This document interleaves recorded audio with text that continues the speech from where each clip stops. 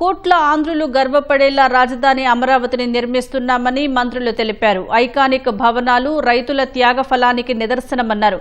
జగన్ అమరావతిపై అక్కసు వెళ్లగట్టమని ఇక్కడ జరుగుతున్న అభివృద్ధిని చూడాలని హితవు పలికారు. నిర్మాణంలో ఉన్న జీఏడీ భవనాలు, ఎమ్మెల్యే, ఎమ్మెల్సీల నివాసాలు, రోడ్లను మంత్రులు గొట్టిపాటి రవి, డోలా శ్రీ బాల వీరాంజనేయ స్వామి పరిశీలించారు. నిర్మాణ పనులు జరుగుతున్న తీరును సహచార మంత్రులకు నారాయణ వివరించారు. సెక్రటరియట్ టవర్స్ కూడా మేము మీడియాలో చూసిన దానికన్నా కూడా ఇంకా ఎక్కువగానే జరుగుతూ ఉన్నాయి. ఇప్పుడు చూస్తూ ఉంటే దాదాపుగా 5-6 ఫ్లోర్లు జరుగుతూ ఉన్నాయి. డిసెంబర్ నాటికి ఫస్ట్ డైమండ్ ఫామ్ అయిపోతా ఉందండి. డిసెంబర్ నాటికి 12 ఫ్లోర్లు పూర్తయ్యే విధంగా కనిపిస్తాయి 5 టవర్లు కూడా. ఆ వేగం చూస్తుంటే మనం అనుకున్న విధంగా ఇక్కడ ఫంక్షనింగ్ తోటే అమరావతిలో కొత్తగా ఏర్పాటు చేసే టవర్స్లోనే పరిపాలన చేసుకునేటువంటి పరిస్థితి కూడా ఉన్నాయని చెప్పేసి తెలియజేస్తున్నానండి.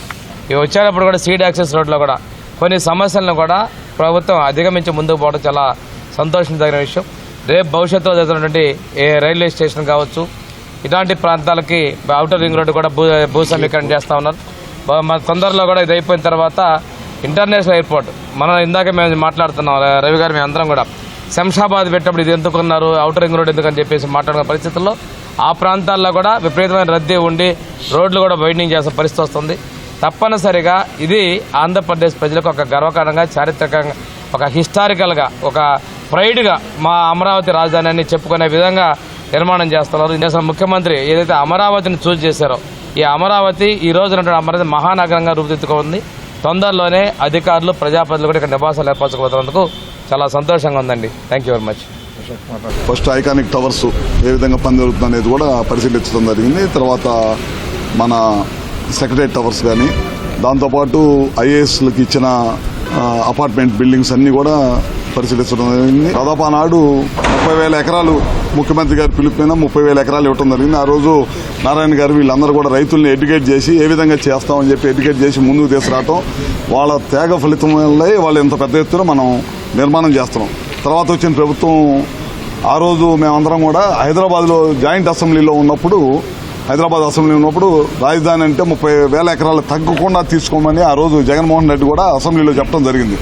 తర్వాత రోజుకు ఒక రకమైన మాట మారుస్తా రాజధాని ప్రాంతం మీద లేకపోతే చంద్రబాబు నాయుడు గారికి మంచి పేరు వచ్చింది అనే దానికోసం ఏదో తిక్కమక్క మాటలు మాట్లాడతా, రోజు ఒక మాటలు మాట్లాడతా. ఓ రోజు 30,000 ఎకరాలు కావాలంటాడు, తర్వాత ఓ రోజు ఏమన్నా ఇక్కడి నుంచి కాదు 3 రాజధానులు ఉండాలంటాడు, మళ్ళీ ఎలక్షన్ అయిపోయిన తర్వాత మళ్ళీ మొదలు పెట్టేసి ఏమన్నా మావిగాని అని చెప్పి రకరకాల కారణాలతోటి రోజు ఒక కాలయాపన చేస్తా జగన్మోహన్ రెడ్డి పిచ్చి సమాధానాన్ని చేస్తూ ఉన్నాడు. జగన్మోహన్ రెడ్డికి కూడా నేను చెప్పేది ఏంటంటే ఒకసారి వచ్చి మీరు కూడా వచ్చి ఈ ప్రాంతంలో ఏ విధమైన అభివృద్ధి జరుగుతుందో చూడాల్సిన అవసరం ఉంది. ఒక రాష్ట్ర పౌరుడిగా మనకు రాజధాని లేని రాష్ట్రంగా మిగిలిపోయాము. దేశం మొత్తం మీద ప్రతి రాష్ట్రానికి రాజధాని ఉంటే మన రాష్ట్రానికి రాజధాని లేదు. ఇవాళ రాజధాని కన్స్ట్రక్ట్ చేస్తుంటే సంతోషపడాల్సింది పోయి జనాన్ని కన్ఫ్యూజ్ చేస్తూ ఉన్నాడు అన్నమాట. ఈ రకమైన కన్ఫ్యూజన్ మారుకోవాలి.